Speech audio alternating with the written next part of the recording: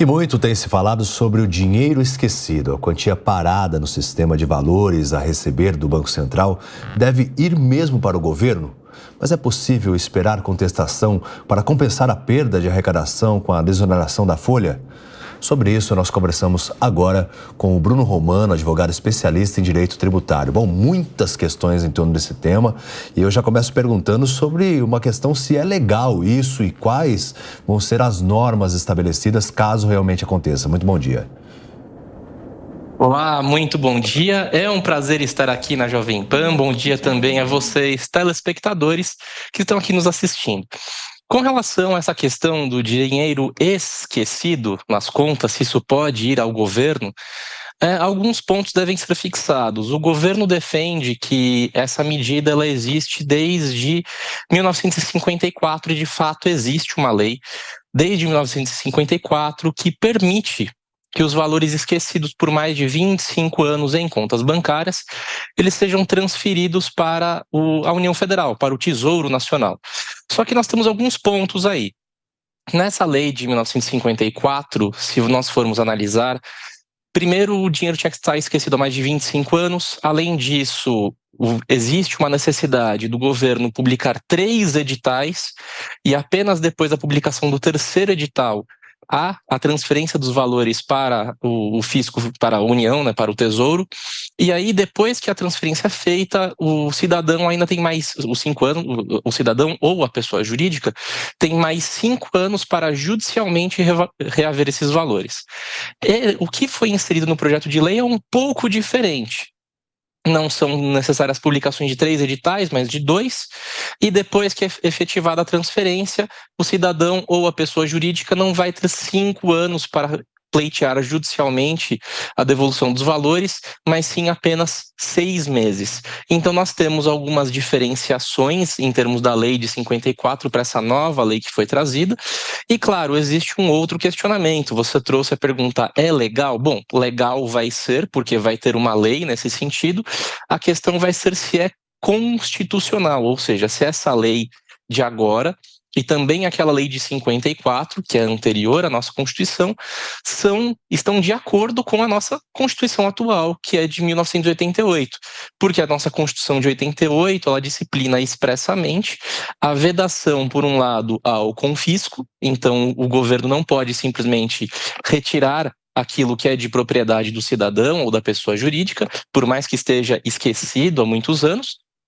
E também, no caso de propriedades em si, quando o governo deseja tomar para si uma propriedade, isso deve se dar por meio de despropriação, aí é mais voltado também para bens imóveis, no caso, e quando isso acontece, tem que ser pago de maneira justa o valor da propriedade ao cidadão, ao Então percebe-se que existe sim um descompasso, embora exista uma lei desde 1954, não necessariamente essa lei de 54 está de acordo, está em conformidade com a nossa Constituição de 88, que é posterior. Então existe sim essa queda de braço entre agora cidadãos e o nosso governo, que deseja atrair para si esses dinheiros, esses valores, né, esses montantes que estão presos aí em contas bancárias há mais de 25 anos.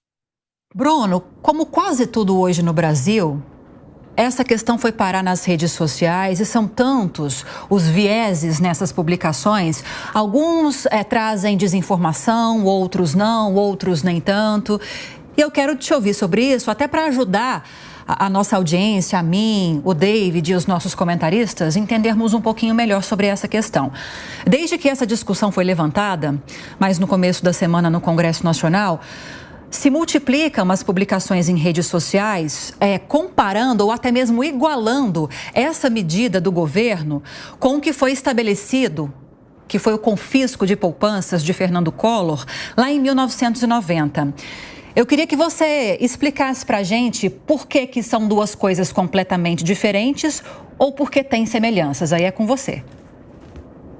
Bom, já iniciando, né, são completamente diferentes de fato, tá? Embora existam alguns pontos de similaridade, ou melhor, um ponto de similaridade, que é de fato o governo tomar para si valores que estão em contas contas bancárias, ou poupança, ou conta corrente, no caso, dos cidadãos e das pessoas jurídicas, as medidas são completamente diferentes. No caso do que aconteceu no governo Collor, qualquer valor que ultrapassasse um mínimo, né, um teto X, aquele valor já seria levado aos cofres por meio de um tributo que foi instituído na época, que se chama empréstimo compulsório, e aí esse valor ele era tomado pelo governo e, em tese, ele seria devolvido, né? Em tese, porque até hoje existem discussões judiciais com relação à devolução ou não desses valores, mas não houve qualquer discricionariedade com relação a este valor vem, este valor fica, este valor é mantido, porque, afinal de contas, o que se viu, na verdade, é que tudo foi simplesmente limpado das contas e trouxe um grande prejuízo à população que, de repente, do dia para a noite, se viu sem dinheiro. Neste caso é completamente diferente. Por quê? Embora vai se pegar, né, os valores que estão em contas bancárias, são contas bancárias que estão inativas há muitos anos, né, há mais de 25 anos. Então, a grande parte da população, podemos dizer que 98% da população, aí eu chutei um percentual, tá? Mas é algo muito numeroso, até porque nós temos mais de 200 milhões de habitantes e o número de pessoas que têm dinheiro preso em conta é muito, muito baixo comparado ao número total de cidadãos. No caso, a maior parte da população não vai ser atingida, mas nós vamos ter muitas pessoas que, mesmo em percentual baixo ou comparado ao todo, ainda assim vão acabar sendo muito afetadas, sim. Só que a maior parte da população que também vai ser afetada, vale lembrar, saiu um estudo recente de que mais de 90% das pessoas que têm direito a reaver valores que estão presos há muito tempo em contas bancárias inativas, a maior parte dessas pessoas tem a reaver valores que não chegam a R$10. Claro que aí no volume para o governo acaba sendo muito vantajoso, porque no volume vai dar seus 8 bilhões de reais, como foi feita a estatística do Ministério ao propor isso já na fase de debates do Congresso Nacional. Exatamente, esse é o ponto, né? Muitas vezes aquele dinheiro esquecido é praticamente insignificante. Eu até estava comentando aqui nos bastidores que eu fiz uma consulta, tinha 10 centavos em uma conta lá esquecida, então vou deixar. Vou passar para o nosso time de comentaristas, para o Mano, para o Diogo da Luz, começando pelo Mano também. Bom dia, Bruno. Obrigado pelos esclarecimentos. E eu queria trazer um ponto. Pelo que eu entendi da sua explicação, a gente está falando, no fim das contas, de uma medida criativa do governo de tentar ampliar a sua arrecadação, mas que, no fundo, constitui uma insegurança jurídica, porque vai ter um aspecto de constitucionalidade que é um tanto inseguro, que é dúbio e que provavelmente, como tudo que temos tido ultimamente, que tem algum mínimo de dúvida, vai acabar nas mãos do Supremo Tribunal Federal para fazer um julgamento sobre a constitucionalidade. É isso, estamos falando de uma tentativa de compensar uma perda tributária através de uma fonte que, no fim das contas, terá insegurança jurídica? Mano, bom dia, excelente pergunta. E já respondendo pelo final, sim. Sim, nós estamos diante de uma fonte bastante insegura para compensar as perdas do governo. Primeiro, é inseguro porque foi feito o levantamento de que tem mais de 8 bilhões de reais parados, mas agora, com a divulgação dessas notícias pelo governo, muitas pessoas, sejam físicas, sejam jurídicas, vão correr atrás dos seus direitos e vão tentar reaver esses valores. Claro que se você tem 10 centavos, né, em conta, talvez para você fale, tudo bem, não vai me fazer diferença nenhuma. Mas para muita gente, por mais que seja R$10, acaba fazendo diferença. E para muita gente, tem algumas pessoas, um número baixo de pessoas atingidas, é verdade, mas tem algumas pessoas que têm milhares ou milhões de dólares a recuperar, e essas pessoas não vão deixar esse dinheiro simplesmente parado. Então, o primeiro ponto de insegurança não dá para afirmar que o governo vai conseguir levantar 8 bilhões de reais, porque muita gente vai atrás para receber o seu dinheiro de volta, a não ser que seja algo muito ínfimo. Mas muita gente vai atrás, sim. Esse é o primeiro ponto. E o segundo ponto, nós temos, sim, a questão da inconstitucionalidade. É discutido se isso seria um ato de confisco ou não. Claro que isso quem vai decidir vai ser o Poder Judiciário. A Constituição fala que é proibido confiscar valores dos cidadãos. Mas, por outro lado, a lei traz que, como é um dinheiro parado, não seria um confisco, e sim simplesmente dar destinação a algo que já está parado há muito tempo. Então, nós temos esses dois lados da moeda argumentativa, e quem vai acabar discutindo se isso é um confisco ou não vai ser o Poder Judiciário. Então, vai ficar nessa insegurança. O governo vai reaver esses valores, e se o Poder Judiciário depois concluir que foi um confisco, vai ter que devolver, só que aí vai ser um problema para um outro governo, talvez, né? Porque daqui a quantos anos isso vai acontecer? Então, o problema do próximo mandato, talvez.